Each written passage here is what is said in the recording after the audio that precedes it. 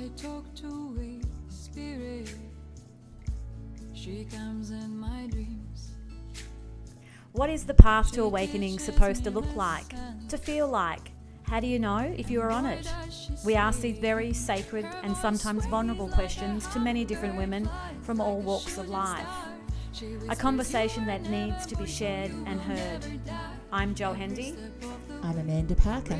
And welcome to the Girl Awakening podcast.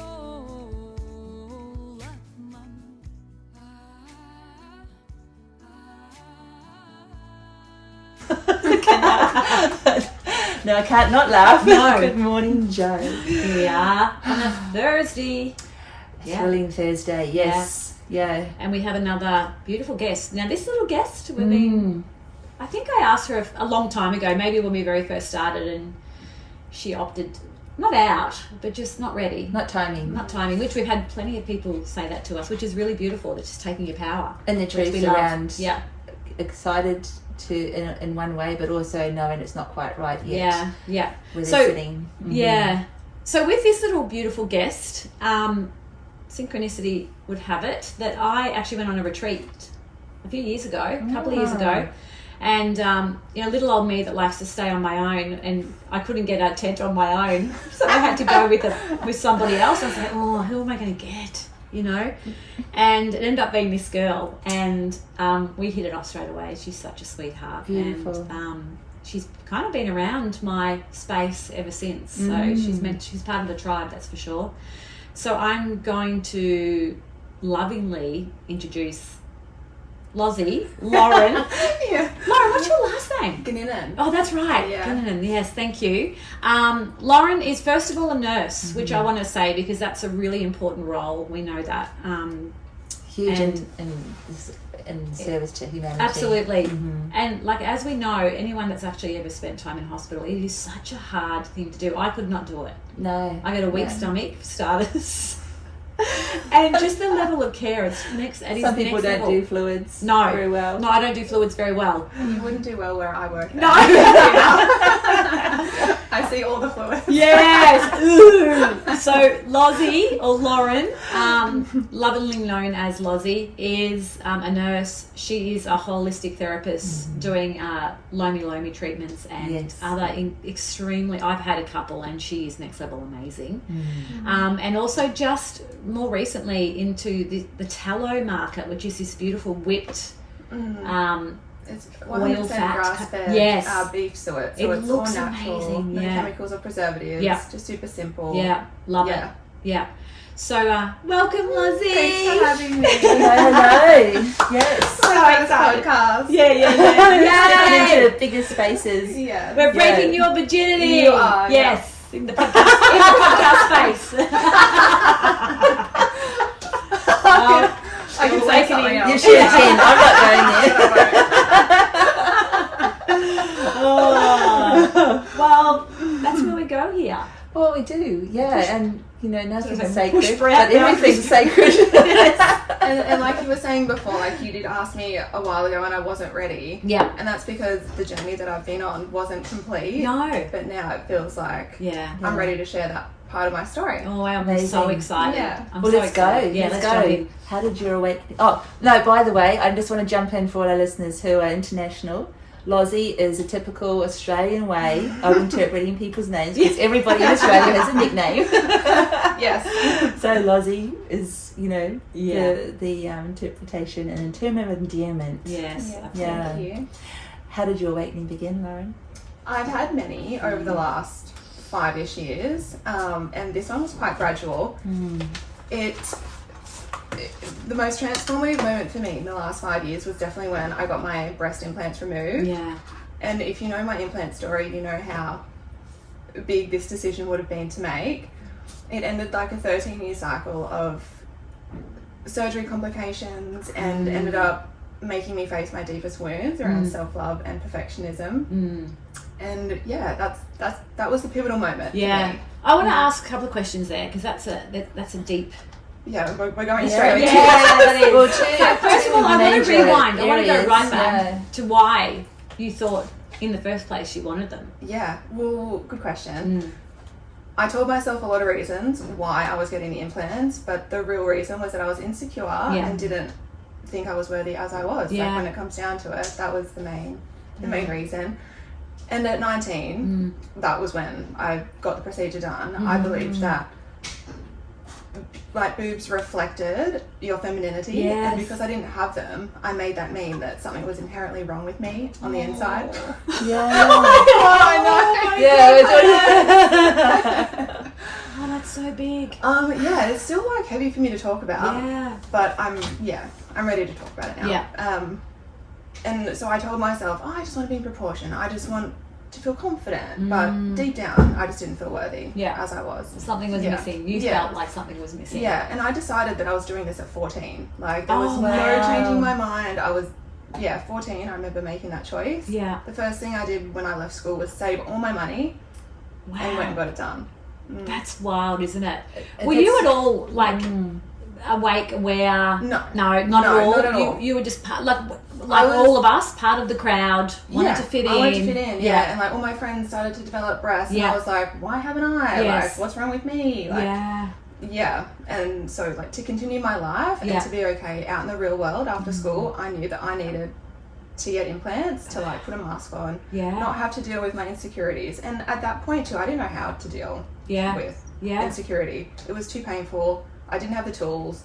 Yes. The easiest thing to do was to cover it up. And there wasn't a lot of, like, even in schools, there wasn't a lot of like mentors or anyone around that was inspiring you that you were perfect the way you were. There was nothing there. You had to kind of work your way through it yourself.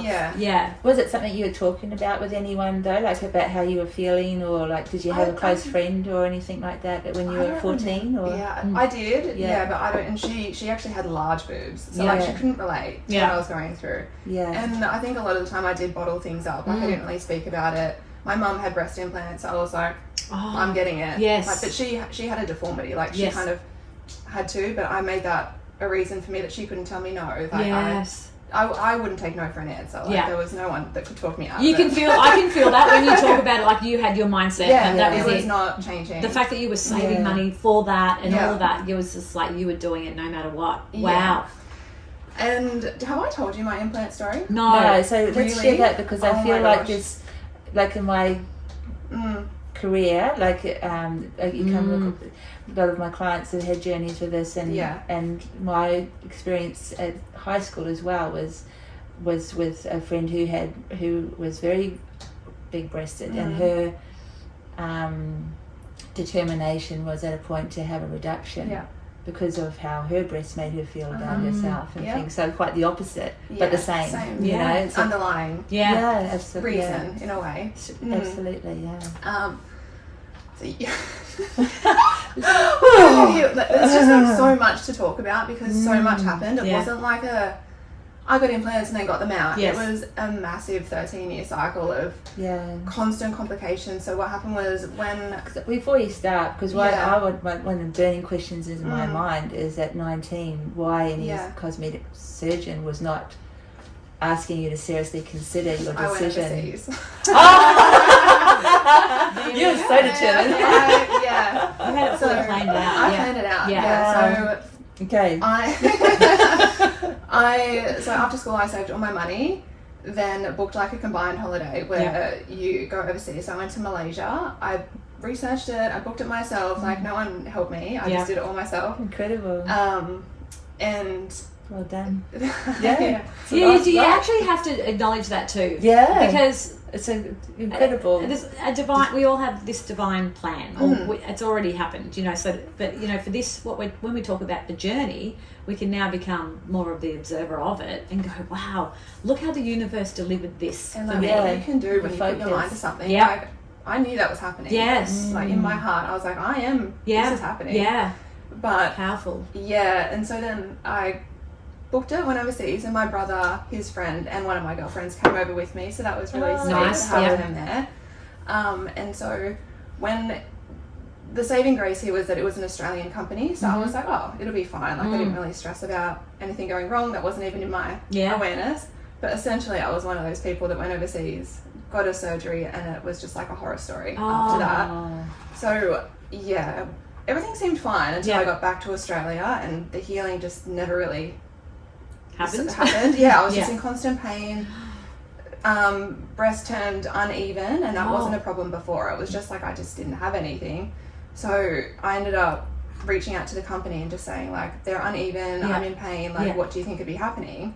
And they pretty much just said, you don't like the look, you're not actually in pain. Oh, they ghosted you. yeah. So they pretty much just said, it's not our fault, like, you're not in pain, you just don't like the look. Wow. This is my what goodness. you can come back and we can fix it, but you'd still have to pay. Mm. And I was like, I'm not doing that. I didn't feel right. So then I started reaching out to surgeons in Australia to see what they thought I should do next, because it was definitely something was up. Yeah. And eventually I followed the advice of a surgeon in Sydney, and he said, go get an ultrasound, see what's going on. Mm-hmm. And what happened at that point, one of the implants was ruptured. Oh my goodness. So I ended up needing 2 more surgeries that same year to fix what the Malaysian doctor had done. Yeah. So he'd actually accidentally cut the implant as he was putting it in, so there was silicone leaking all through my chest cavity, and also made the pocket sizes different. I mean, there's so much to consider in what you just said. Yes. Because I mean, the now we have a lot of awareness around, like, with the leaking of the implants and things, like how that affects your immune system and inflammation and your health, all the things. Mm-hmm. So, because how old were you now? Like, I was still 19 then. Still 19. Yeah, like yeah. I'd only just turned 19 when I got. So I got the operation in October, and I turned 19 in September. Yeah. So I was like fresh. Yes. doing it. Yes. So yeah, I was still 19. Like I didn't know how to handle any of this, and didn't expect any of this. And so what ended up happening was I was then able to go to court and sue them. Oh wow. For medical neglect, which took 5 years. Like it was a long process of like psych reviews, like how it affected me. Couldn't work. Yeah. Yes. Couldn't go to uni. I was. Your whole life was my turned whole upside life down. was on hold, and financially, like what that meant for me.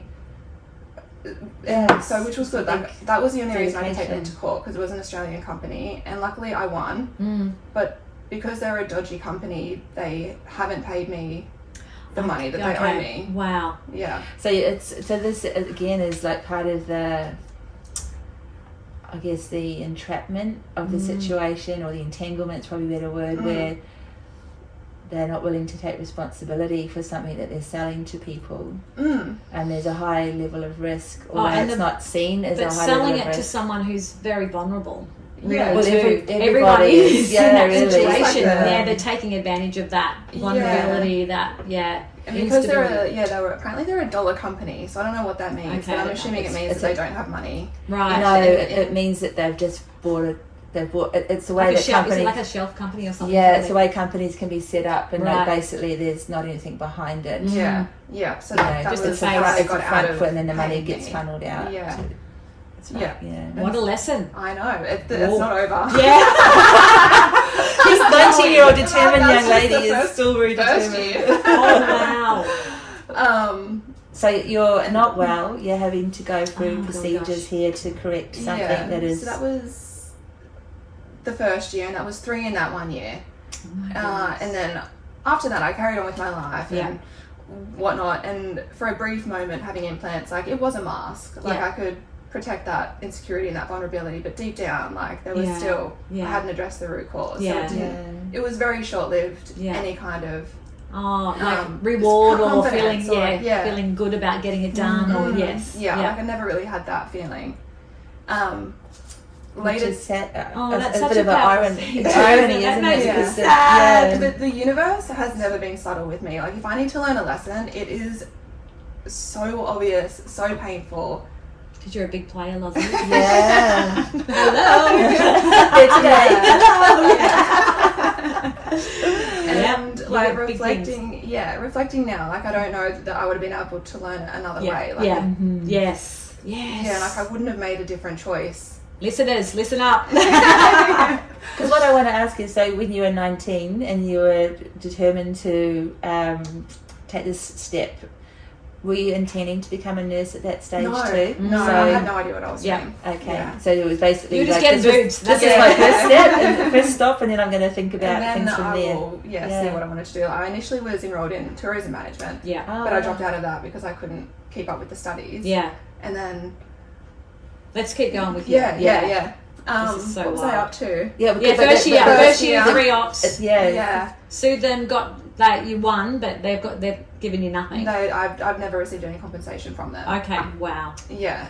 To take it further, I would have had to take them to court Yeah, again, yeah. which would have cost Cost me you money, money, yeah. which I didn't have at that point, and neither did my parents. Like, Yeah. they were helping me with Yes. the surgeries.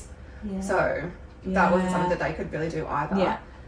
And honestly, it was traumatic. Yeah. Going through that process for 5 years, like I honestly blacked out for a lot Yeah. of that pain because I had to kind of push it down and make it not mean, and make it not be as big as it was, Yeah. so that I could deal with it. Yeah. Yeah. Like, That's I hear what you're saying. So you've just like when I look at it in a line, it's like you're feeling insecure, not good enough. Or, so you get this operation to fill that void. It doesn't fill the void, but we No. end up creating even more chaos on top of that. Yeah. So now you're actually twice as worse as what you were before. yeah. But you've also got these issues with your body. The body is, And just openly talking to you. Yeah. going, Yeah, sharing. despite Help having me. implants, there was always something I could find to judge about myself. Like Yeah. it didn't matter. Like I would constantly compare myself to some unattainable Oh, yeah. external standard that constantly fed my belief that I wasn't enough. Like the implants did not Yeah. Yes. solve the problem. No. Well, we Yeah, yes. we know. We couldn't tell that one. But you have to. We all I go had to learn through it. it. We all go Obviously, I through had it. to Yeah. learn it. And then so down the track, I ended up needing 2 more surgeries. Yeah. Oh my goodness. I ended up developing capsular contractions around the implant. So it's the body rejecting the implant, Okay. basically. Like it just created scar tissue all around the pocket Oh.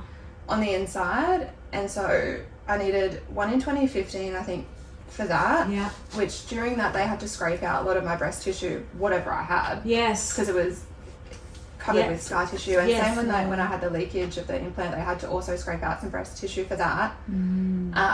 And so each time they kind of put bigger implants in because the skin had stretched, and then they put bigger Wow. implants in. And you've got less actual of your own And breast less of tissue my as own, well. yeah. And so 2015 that went fine, had that done, and then in 2017 I needed another one because the same thing happened.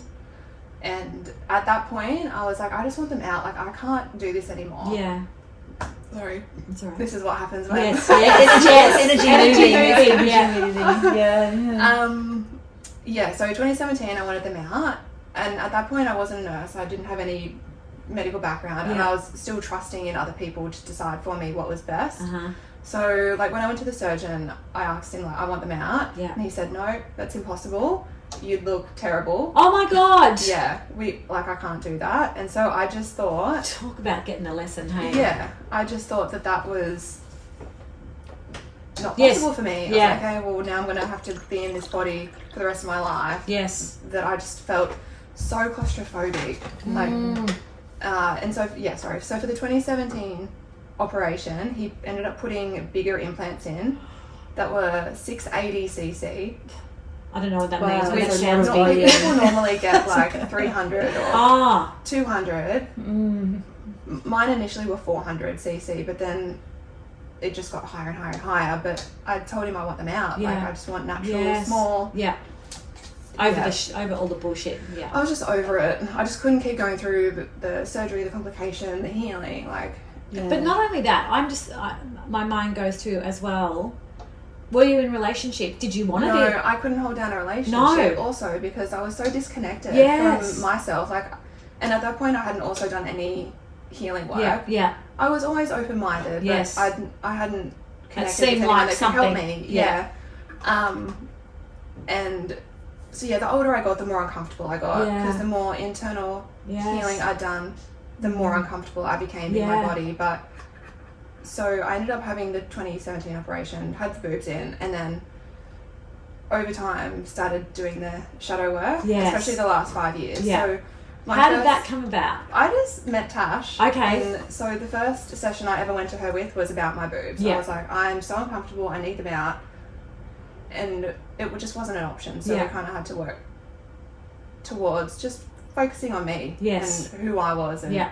just sort of went that way and kind of forgot about that Which is for a minute. literally probably the first time of just like coming from a different angle Yeah. of focusing on you. Yeah. Yes. Yeah. And I think that was the work that prepared me to be okay having them out Yeah. and choosing that. Yeah. And being strong enough in yourself to be stronger than the cosmetic surgeon who's saying you'll be deformed Yeah. And I if you don't have these boobs. Yes. And because I still didn't know at that point that it was possible. Yeah. Or finding the, and because Tash is Tash White of Intuitive Heart. Yeah, we love- beautiful. She's been on She's Go Away. been a massive Yeah. part of my Yeah, journey, she's yeah. amazing woman. Yeah. So Yeah. talking to somebody, having conversations in a different place. Yeah, so that definitely paved the way for me to be solid in who I was and to be able to face my deepest fears, Yeah. like head on. Yeah. To literally look them in the eyes, like, and I'm actually so proud of myself for being able to make that choice. Absolutely. Oh my goodness. To take them out and Face then it. to be okay not being perfect. Yeah. Yeah, because there's So two beautiful. lines there, isn't it? Like not being perfect. Wow, that's, you know, Well, We the all- image that you had in your mind Which is my deepest wound. of not Yeah. being perfect. Yeah. which Which ties is into a the lie whole thing. anyway. Yeah. It's so Perfect crazy. is just completely unattainable. Exactly. It's not. I was always setting myself up for failure. Yeah. So just the fact of having something that's not real in your body, And could you that- feel that? Yes. Yes. Yep. And so once I started to work on myself, I started to get rid of toxins from my life. I was eating healthy. I was looking after myself because I loved myself. Yes. I started to value what I was doing. Yes. Yeah, my entire perspective of who I was started to change. Yeah. And then Do you remember So what when was Interesting. this? Like, so we, it was gradual. yeah. So was this after meeting Tash, or was this before? Like, this is what led you to Tash, like looking in this area. Wanting to know more about myself is what led me to seek out a mentor, and then I found Tash. Yeah, amazing. So you were still only like 23, 24? Oh, I would have been 27. 27. At this point. Yeah, so 28. taking a turn kind of scenario. Because when I had, so working during COVID full time as a nurse, I burnt out and was just completely, I was depressed, I was anxious, I hated my life, but didn't really have a reason to. Like, I just wasn't happy. Yeah. And I wanted to change. Like, I wanted to be happy with my life. So that's what led me down the self-development route. Beautiful. And intertwined in that, I found the confidence to decide to get the implants out, which then aligned more with who I was. Yeah. Because I felt like I couldn't access my authenticity with a barrier over my heart. Like, I couldn't. Yeah. Oh, that's a big one. Yeah. Yeah, I physically felt that block, and I thought that it got to a point where I just couldn't progress. Yeah. It had to, like, I was so uncomfortable. My internal body was screaming at me to get them out. Like, it consumed me. It was all I could think about. Well, right from the moment you had them, Yeah. your body was screaming to get them It out. was, yeah. And I just pushed it down until I was ready to be seen for who I truly am. Yeah. When you were ready. Yeah. Oh, it's such a beautiful process. This whole delving into who we really, our authenticity. This is what we've been talking a lot about recently. And I've had a few friends that have had their breast implants taken out, and they've said that they've woken up and felt completely different. As soon as I woke up, Yeah. it was just expansive. And like, honestly, this is going to sound weird, but the main thing that I really wanted to experience was feeling my heartbeat with my hand. Like, I'd never been able to do that for the last 13 years because they were so big. Like, I had to kind of squeeze, try and squeeze my hand in. Yes. And the implant was there, and I was like, what? Like, I just couldn't connect. Yeah. And so, like, in yoga, when they're like, put your hand on your heart, I'd be fuming. I'd be like, I can't. Yeah. Yes. And like, anything on my body was out here. Like, it just was a huge physical block as well as energetic. Yeah. No, it's, I'm hearing you. And like, you know, Amanda and I used to walk every morning on the Gold Coast, and we live on the Gold Coast, which is known, we're not going to lie about it, it's known for women that have everything done. And we would walk at like 5:30 in the morning, passing girls with a full face of makeup, Yeah. eyelashes, lips, everything done. Yeah. And I just felt so sad for them. Yeah. It's like, you know, they feel like they need to do all this stuff. And all they're doing is putting a barrier between not only themselves but everybody else. Yeah. And it's like hearing you talk about this story is just so beautiful, because it's giving others that may listen to this, if they're thinking or feeling a certain way and they're thinking it's something completely different, it could be, you know, what am I doing to my body? What am I putting into my body? What am I feeling like I need to do to make myself feel better? Or just like constantly giving your power away to other people, and constantly like looking for external validation based on your appearance. Yes.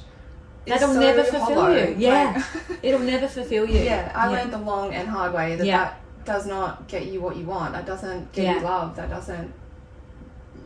It's yeah.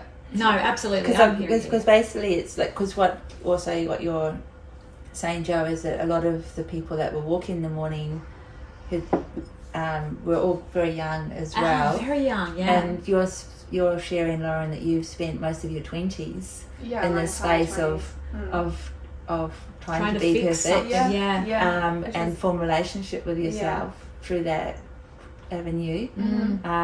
But in doing so, coming up with across one of the biggest challenges or battles, you know, of your life so far as well.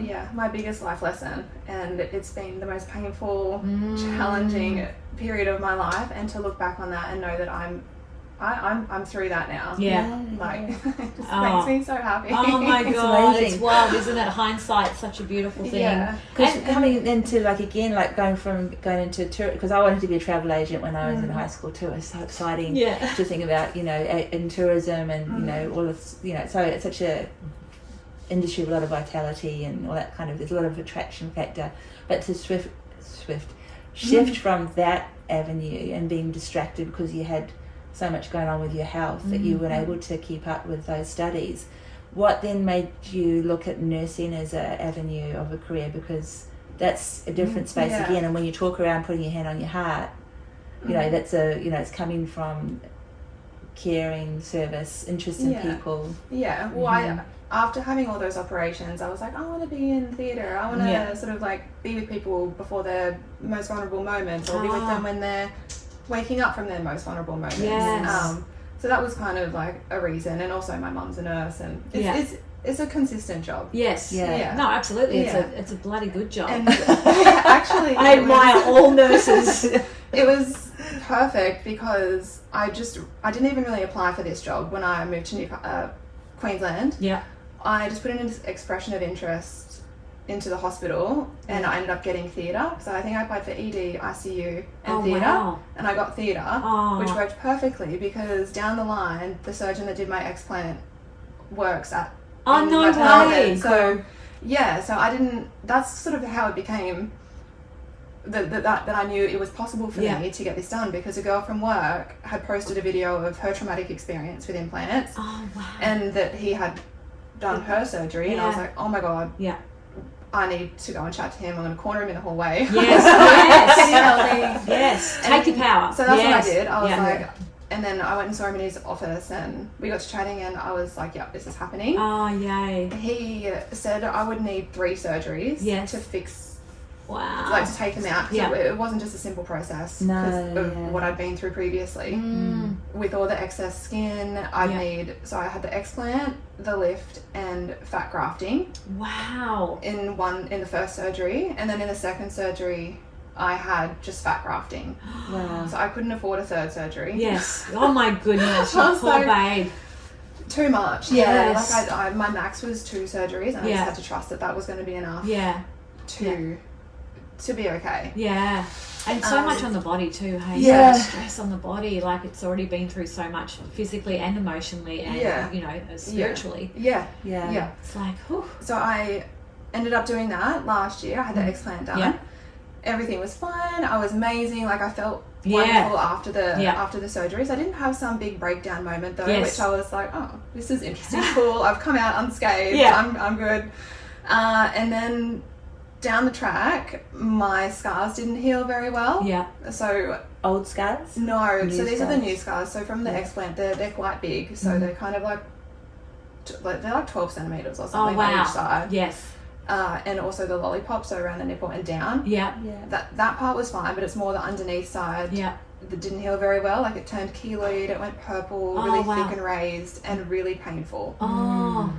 So I was like, I did not expect that. That really caught me off guard as a potential problem. Yes. So I ended up deciding a year after the explant, when they weren't healed very well, to have a scar revision. Yes. So I only had that 5 months ago. So I'm still kind of in healing. the process of healing that. How old are you now, Lozzie? 33. So 31, I got the explant. So 19 to 31, I think it's like 12 or 13 years. And then, 33. So the actual awakening moment was, it hit me so off guard. It was when I got home from the revision. Because I realised that I was constantly like, oh, I'll just get another surgery to fix that. I'll get another surgery to fix that. Yes. And I, again, found something not perfect about what I looked like after that. I was like, oh my God, they're different. They've changed again. Like, I've made a wrong decision. I'm not perfect. I'm not lovable. And then same thing came up. Same cycle coming up. And then I realised that I had to be okay not being perfect, and I had to accept that to set myself free for the rest of my life. Like I couldn't just keep that's a big this thing. repetitive cycle going of another surgery to fix me. Like that wasn't available to me this time. And it hit me then. I was like, I need to be okay with having scars. I need to be okay with not looking perfect. And that was the moment I actually looked that in the eyes and accepted that about myself. That's powerful. Wow, that's so powerful. So I cried for like 2 days. I can imagine. Like actually, that would have been the breakdown. Even having the revision done, I had it under local. Because I thought, wow, that's that'd great. be fine. Because I see this all the time at work. I was like, oh, I could get a local. What is it? So local, not general. You're not locked No, out. but what is it? Local is just to the area that's going to be operated on. Like just like awake. when you go to the dentist. Yeah, I get that side. But what's a revision? where they cut the scars out and do them again. Oh wow! So they're actually operating. It was an actual procedure, and because the skin around the scars is so sensitive, like it's still quite painful to touch. Wow. I felt everything. Oh. The local didn't really touch the sides. What was supposed to be half an hour was 90 minutes. Would they know that? Did you He tell did them? know. Yeah, he did know, but he couldn't inject any more local because he'd done the max, and he's not over the max that he could do. And he was like, I just have to keep going, or like we'll need to do a general anesthetic. And I was like, I just had to sit through it. It was so. Even so that, like we traumatic. just said, when you're around sitting there, like Oh my God. for people, like going to the dentist is enough.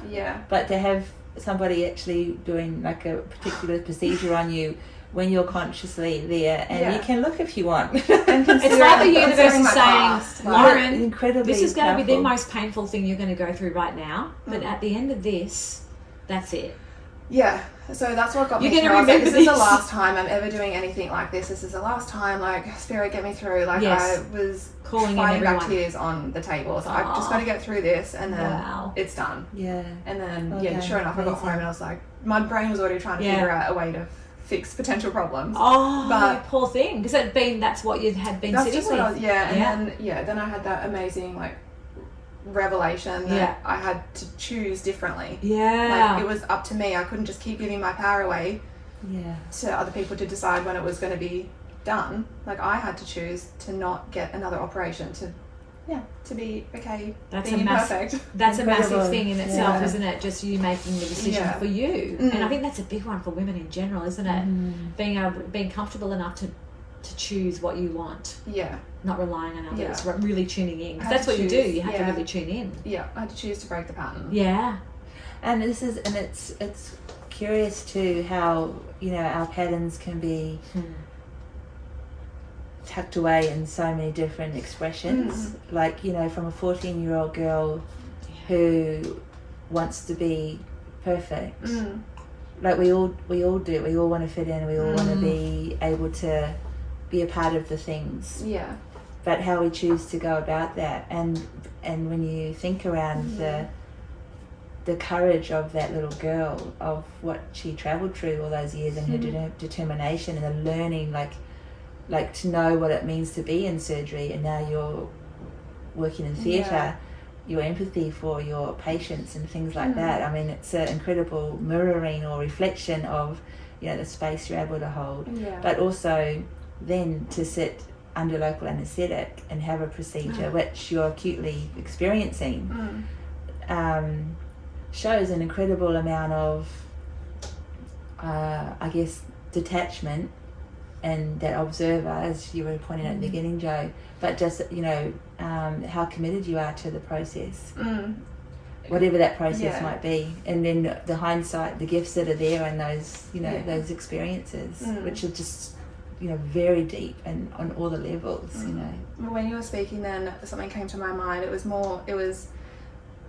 I held so much shame around the decision that I'd made when I was 19 that when I make a decision, I try and, like, I stick to it. Like, back then, like, I found it hard to change my mind. Like, I stuck to something and I'm going to see it through. Like, that was, I like to commit to things. What star sign are you? Virgo. Okay. Perfectionist. Hypercritical, neurotic, all the things. But here, health is huge. And so, like, when I chose to get them out, I also had to address the shame of my past decisions, and even getting them out wasn't a logical decision. Nothing seemed wrong with me. It was a huge financial decision. And I held a lot of shame around that for a long time, because the amount of money that I'd spent getting them, and that my parents forked out to fix all my decisions, that was massive. But I just had to follow my intuition and get them out. Like, there was no other choice for me. And so when I followed my intuition to get them out, that's when everything else started dropping in for me, because I heard something the other day that was along the lines of, if you're not following your intuition and the constant call for you to do the thing, it's got no other reason to send you anything else. So like, I had to follow that. It was that loud. It was so loud. Like, for 6 years I wanted them out internally, but just had to push it down, and then it just got louder and louder and louder. So when I did that, that's when everything started opening up for me. I can now feel my heart. My relationships are better. I can meet other people deeper, because I have gone to the depths of myself. And I can now feel energy. I can talk to spirit. I can do things that scare me, like go on a podcast. Just like, things opened up for me. I went all in on my business. You're willing to take big steps, or little steps that are brave steps. Because I feel safer in who I am. Like, I'm not constantly feeling anxiety about what other people think of me. Well, that still crosses my mind. It's not the determining factor for me doing things anymore. Because I've had to be with myself in the darkest moments. Like, I didn't have anyone else at that time, which is what I needed. And we know that, I love that quote, comparison is the thief of joy. It's such a big one for women in general, and men too. As soon as we start comparing ourselves to somebody else, we're basically just handing our power over instantly, and saying to ourselves, we're not good enough. And if we can get strong enough to be able to catch ourselves in those moments and bring back the power to us and call it back to us, the expansion that you get from that, and then the gifts that come after that start to flow in. And it's like, you know, building a muscle. We need to keep reminding ourselves to do these small things, because it is in the work, you know. It doesn't just happen. I mean, it can for some people, but it's in the work. It's in the reminding yourself daily that, you know, you are enough. And that beautiful woman over there, yes, she's gorgeous and beautiful, and you can admire that and find inspiration from it, but don't compare yourself with that. And she's not you. She's not you. And you don't know what she's going through internally. And absolutely. Like, true beauty is how you talk to yourself. It's how you treat yourself. It's got nothing to do with anything external. Exactly. That's just a reflection of your internal state. True beauty, anyway. And just for our listeners that can't see Lauren. I've been wanting to do it like 5 times just to share. She's stunning. By the way, blonde. She's absolutely skin. gorgeous. I think this is a really beautiful podcast for all the women out there that you know, that don't see that in themselves, because every woman's beautiful. Yeah. Everyone has their own, like I always share this in my workshops with young girls, that it's been scientifically proven that there's not another person like you on the planet. No. And so why would you want to be or compare Yeah. yourself with anyone else? And like, when there's only one of you. yeah. And like when your external is constantly praised, that's kind of where you end up thinking that's where your worth is. So Yes. it's like when no one's questioning your feelings or Yes. Your integrity, or your when no your one's power questioning or anything internal, Yes. asking you deep questions, you don't think that's worth anything. yes. So you We had a beautiful, stunning lady on the podcast once. I won't mention any names. I've had many. There've been many. And she got really honest with that conversation around how men used to take advantage of her, and men used to see her as this stunning girl, and she had fake boobs and all that, and she found it really hard. She had to work extra hard to show the other side of her, and sometimes it was mean. Like sometimes not mean, but she had to really stand in who she was, because people weren't actually seeing her. Oh, this is like speaking to my soul, because I think that's when I started doing personal development work, like I realized what I looked like on the external was not who What I you was felt, on the inside, yes. and so I couldn't trust anyone who showed any interest in me, because I knew they weren't getting the real version of me. One, because I couldn't express it with that barrier there, and two, because they were interested in someone that wasn't really me. Yes. Like, and I knew that, and so that's probably why I've been single for 7 years. Yeah. Like, it just wasn't the right time for me to try and cultivate that kind of relationship when Absolutely. I wasn't who I was. But I totally understand where she's coming from with that, because it's a mask. Yeah. No matter what way you put it. Exactly. That's what it was And for often me. we're attracting The wrong type. The wrong but type. that what's it's Like you want more someone that lessons. wants natural beauty, or like, as long as you love yourself, and that shows on the external. But a lot of I just found implants were a definite mask. Yeah. A facade. A facade. Yeah. And we have many of them. It comes in all different ways. Even by being tough or being the victim, or it comes in many ways where people aren't actually really getting to feel who we truly are, because it's there's nothing wrong. And this is the other thing too, it's not a bad thing. Think of it like a process that you need to walk through to get to where whatever it is you need to learn. So it's like a lot of people, most of us, everybody has to play some kind of role to get the lesson. Well, a mask can be as simple as wearing your sunglasses constantly and not allowing people to see your eyes, because that shows more of your feelings, who you are, your facial expressions, and that they can be a form of protection and a mask as well. So there's lots of subtle ways that we kind of hide ourselves, or don't realise that we're separating ourselves out from what it is that we're wanting to connect with.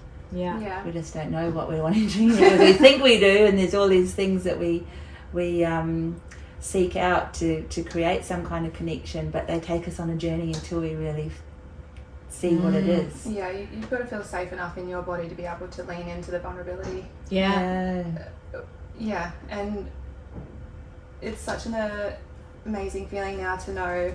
I think one of my lessons was the fact that my scars, everyone has scars, internal or external, but it just so happens mine are now visible.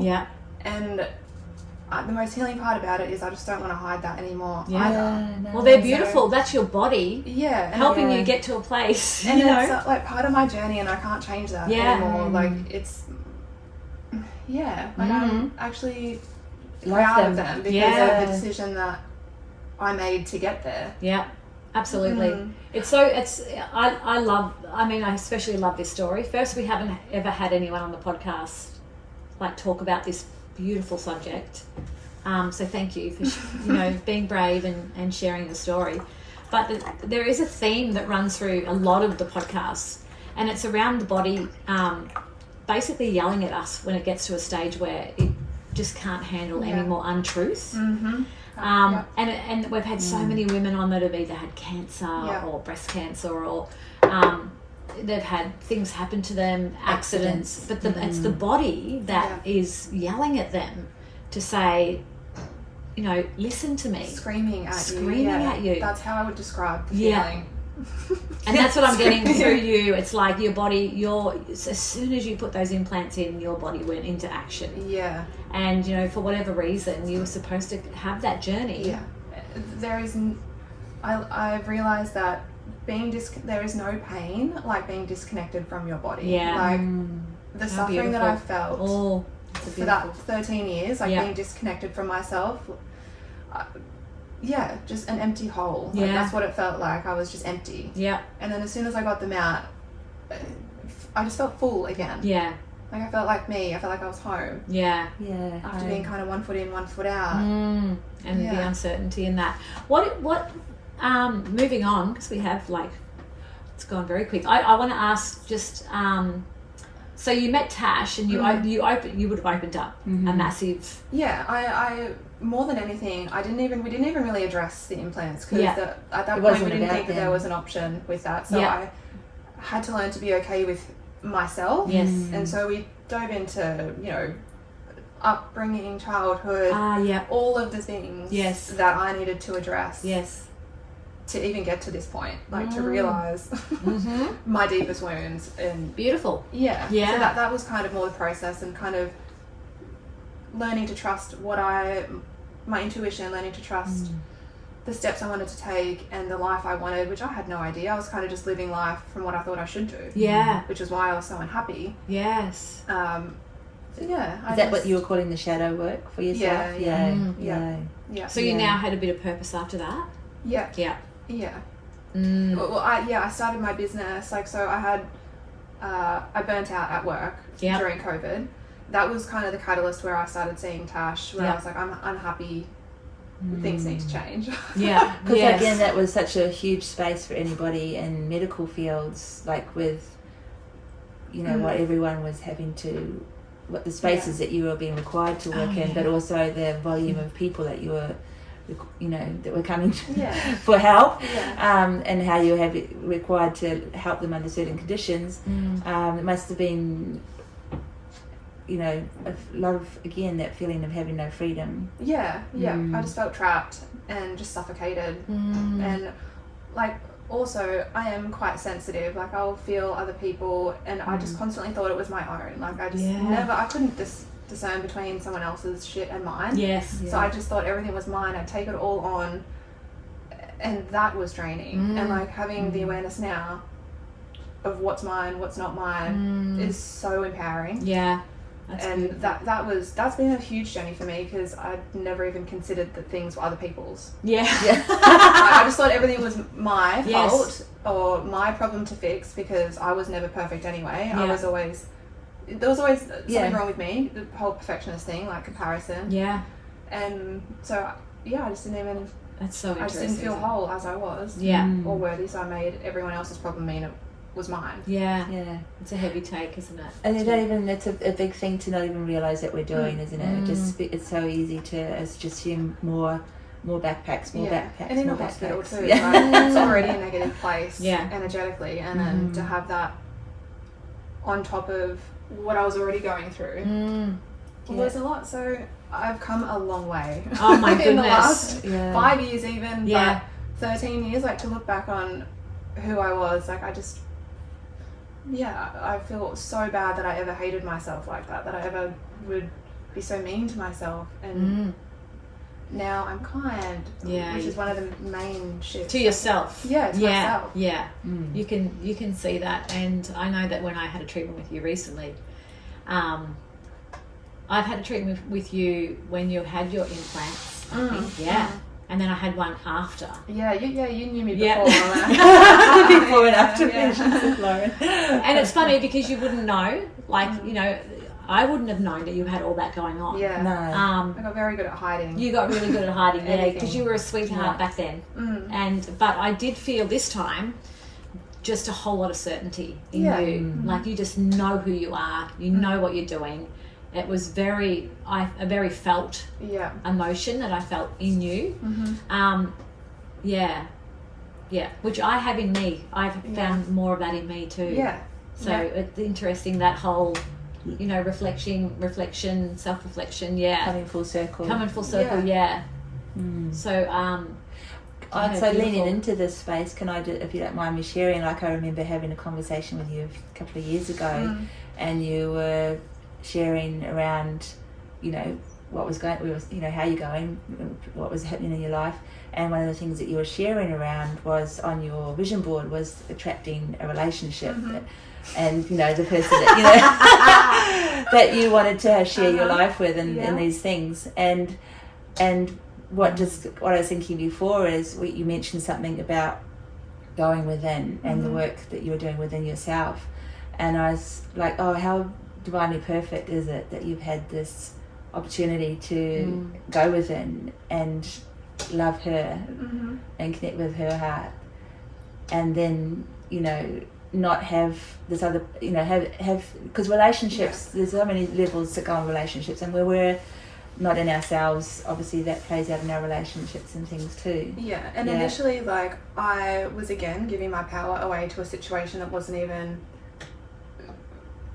come to fruition yet. I was like, oh, when I'm in a relationship, I'll get the implants out. Because that would have been me making, I just wouldn't have been able to show myself the love. It was me giving my power away again to someone external to show me that I was worthy. Oh wow. Like, I had to do it by myself to really cultivate this level of self-love and healing in my life, because without doing that myself, I would have not been able to meet myself, so I wouldn't have been able to attract that kind of relationship in. I just felt like it's part of my journey to do it by myself. Absolutely. Now I'm ready for that kind of relationship. It's still on my vision board. Lauren is ready for a relationship. Putting it out there. So like, I'm dating now. Dating. I felt the echo go out there. Out to the world. So like, I feel solid in who I am. Now. So like I feel ready.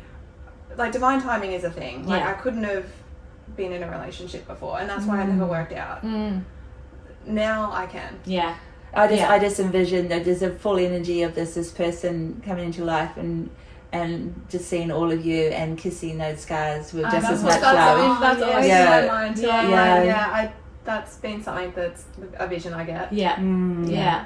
That's so beautiful. It will happen. You will pull that off. You feel it. It's happening. It is happening. In Hawaii, isn't it?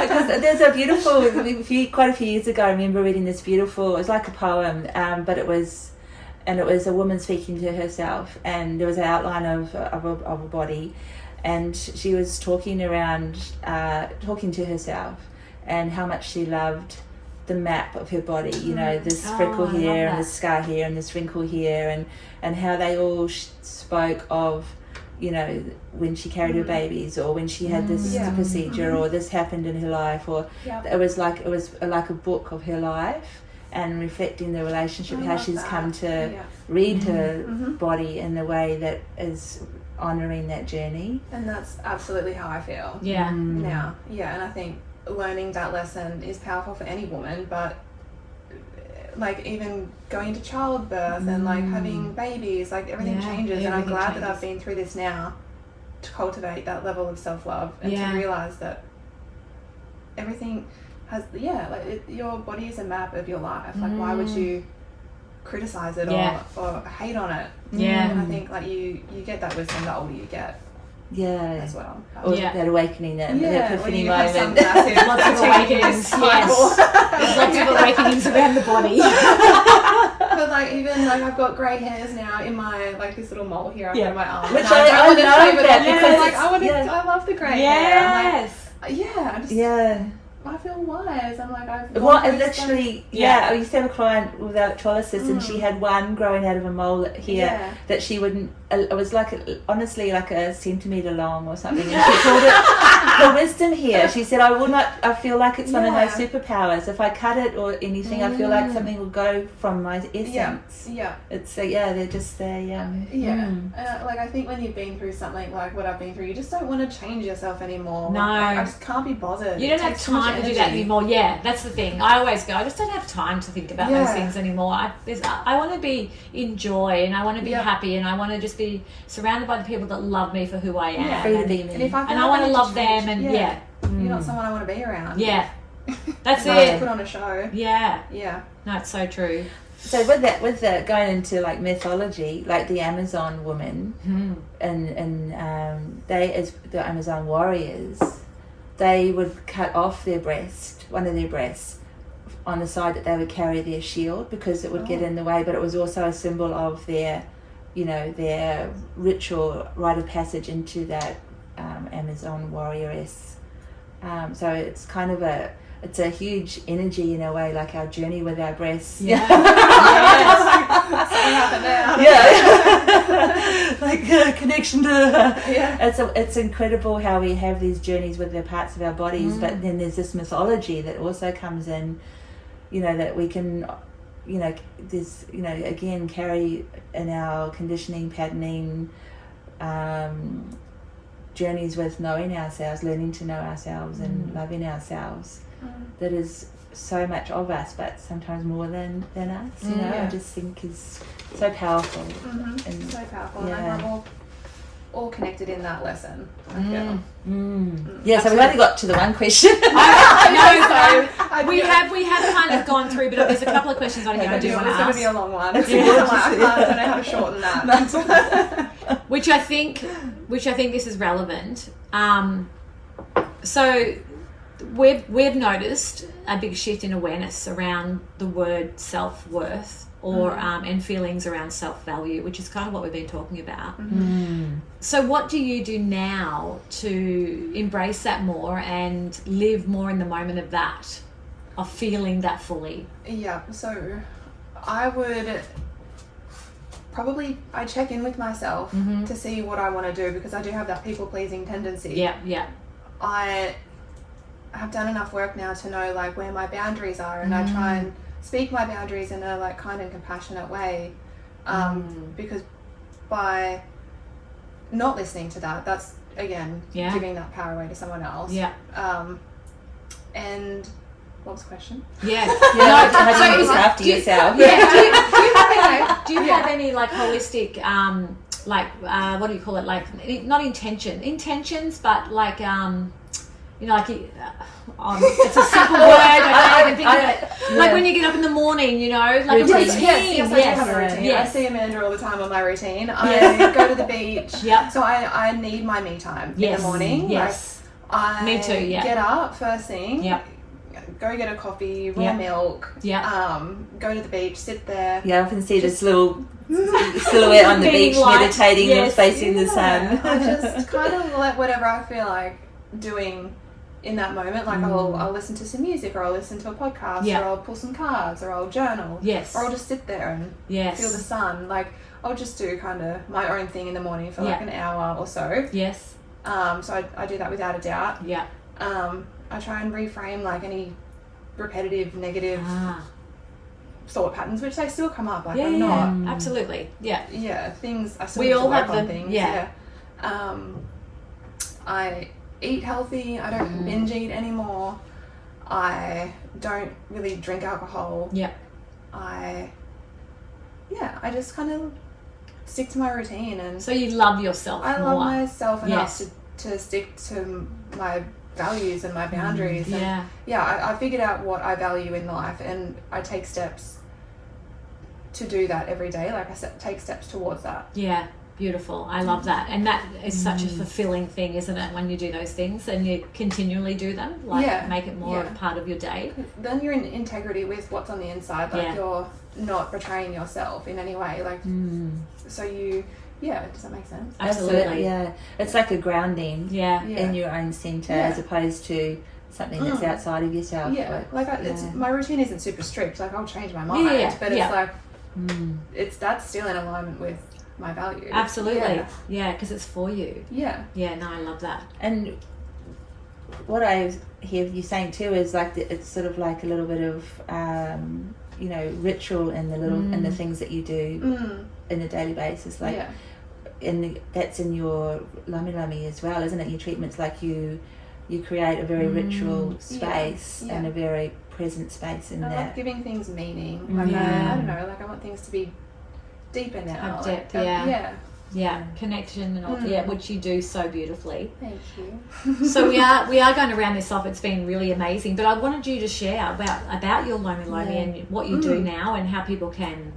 Yeah, so Yeah. ironically now I help people like connect to their heart space. Yes, And yes. Lomi Lomi is so beautiful for that because it is a full body massage, including your stomach and heart space, which a lot of massages don't include anymore. Yeah. I I love that. I love getting my boobs massaged. Yeah. It was just so warming and loving. Yeah. Like it was just like I think it's because it's the heart too. It's Yeah. like nobody it's ever like- touches here. You know. It's not just like boobs. No, like it's the around energy around the and- heart space yeah. and like opening that up and the Lomi Lomi is such an energetic type massage. It's not just No, it's beautiful. muscle related. Yeah. So I love that it's got that aspect as well. What else do? I do a lot of You're also the Earth Sister Co on Instagram. Yeah, I changed it. I should change it back, but it's Earth Sister Lauren. Okay, no props. Earth Sister Lauren on Instagram. And you've got your beautiful tallow products for all of those that are wanting some extra beautiful handmade gifts for Christmas. Yeah. And with that as well, like I brought my energy work into that. Yeah. With the tallow, so I infuse one of the blends with Aphrodite's frequency. Oh. So which is all sort of about magnetism, self-love, self-worth, like creativity, radiance, and just like embracing your natural beauty, like that's beautiful. from the inside out. Yeah. And so there's that energetic component as well. So that energy is with you when you're putting that on. Yeah, I love that. It's so wild today that we're talking around all the things we're talking around because Venus is an aspect to the Earth. Yeah. And it's, which is obviously and part of the That's Aphrodite like my chart mythology and as well. Self-love. self-love, beauty, all the things. So do you feel like with the journey that you've been on, like your awareness of your energy has become, like, again, I keep reflecting back to your last procedure with the scar revision, just how conscious in that moment and being able to work with yourself, like, feeling surgery on your body and your awareness of pain and things like that, and but the being very, you have to be stoic and be still and be like calm and hold space for yourself while someone is looking after you. And so do you feel like that kind of, for me, I'm getting like, that's when and you said you came home and it was like an awakening, you let yourself feel all these emotions, which is again an energetic shift. Do you feel like this part of you just went it was literally 180 like, as soon as I thought that I could choose differently, as soon as that was an option to me, Isn't that bizarre in itself? It just flipped. That all of a sudden, feels I like was like, such a wait, powerful it's so thing for me. simple. Yes. But it wasn't available to me until it was, and then Because that's what happens too. You open a new doorway, somehow something happens, something shifts inside of us. It opens up something where you see something new. it literally just flipped. Where I was like, I'm okay, being imperfect. I love that I'm not perfect now. That gives us depth. That gives us personality. It gives us who we are. Dimension. Why? Yeah. Yes. Why would I? Yeah. Yeah. But the ownership, I can choose for myself. Yeah. I have a choice. I can choose. It was really empowering. That is just like, and I think this has been coming to the world, and again, forces of love have been saying, you have a choice, you have a choice, you have a choice. Because I was obviously in victimhood for so long, like, why me? It's always happening to me, and I just never felt like I had a choice, but you were locked into that, weren't you? Like, it feels like you're in a cage when you're in that victim mode too. You feel so boxed in, and then until I wasn't. Yeah, and you're the key, baby. Yeah. And then the excitement is of these things that encage, what you shared before about Lauren being a big being. We are free to be who we came here to be, but we've had this shaman's journey, this legend of the warrioress walking the path and learning the lessons, and then becoming to a point where I have the power within me to make choices around my life. Yeah. And freeing out all your other gifts. Yeah, exactly. And this is always, I think, going to be a vulnerable space for me, considering what I've been through. And like, I'm okay with that. Like, it can be vulnerable, but I'm at the point now where I just don't make it mean anything about my worth. Yeah. So, yes. Which is so freeing. That's really big. Yeah. Yeah. And if anything, I love myself more with scars. So. Oh, that's a beautiful way to finish. I love that. And for all I'm going to ask the last question. What does Lauren see? Go on. I think Lauren has a vision. Okay. You ask. Okay, Lauren. I'll have to read it out, so just stick to the pen. How do you see the world, and what do you see next for us? How do I see the world? I think everyone's reality is different. So depending on what you see in yourself is going to be what you project out into the world and what reality you're living in. So I don't think anyone has the same reality. Like you can... Do you know what I mean? Yeah, absolutely know what you mean. I don't know how else to explain. We all have a veil that we see through. Yeah. And so whatever we're feeling is what we're going to get. Yeah, so I'm not... I just see positivity for the next phase of this world. Like I see everyone like stepping into their power, feeling joy, like the healing intense phase is done for me, and I feel like if it's happening for me, it's probably happening for other people as well. Like they've been through a really challenging time, and now it's just time to have fun and experience joy and be who you are. So that's what I see. I love that. For the joy world. thing. Yeah. That's what we've been talking about a lot, haven't we? Yeah. The joy, the happiness, the joy, allowing it in. Yeah. Because even there's a lot of us that we have a moment of joy, and then we're looking over our shoulder waiting for, oh shit, what's going to happen now? Having this feeling of joy, what's next? But it's just being able to accept that the joy's available always. Yeah. This is it. Yeah. And you're still going to feel emotions because we're human. Yeah. Like and I would do this. I would shame myself for feeling uncomfortable emotion, thinking that I was back at square one. Oh yes. And you're not. Like it doesn't have to mean anything more about you. It just means that you're feeling the emotions of being human. Yes. And to just let it, feel it, and then move on. Yeah. It doesn't mean you're broken. No. Or you have to stay there. Or or there's something else left to heal about you. Like just Well, we're an ever evolving being. We are going to constantly awake. Yeah, it's a never-ending journey. I've recently realised this is not... No. The journey of being human isn't going to end. No. Until the more you open, the more you get. The more you open, the more it just keeps coming. So, it's... Yeah. It's a beautiful... Love yourself enough to travel and joy. Yeah. Yeah, and be okay with feeling shit every now and then. Yeah. Accepting it. Yep. Yeah, I agree. Yay. Oh, thank you. Thank you, Lozzie. Thank you for having me. You're welcome. Hands on heart. Yes. Oh, that's Feeling, beautiful. Yay. Thank you for listening to our Girl Awakening podcast. We are also on YouTube as Girl Awakening. We'd love to see you there with comments on how our guests resonated with you or your own awakening. Please share the love with a like and subscribe while you're there. A blissful thank you to Ksenia Luki, the amazing artist behind our theme song. We will see you next week. Bye. Bye.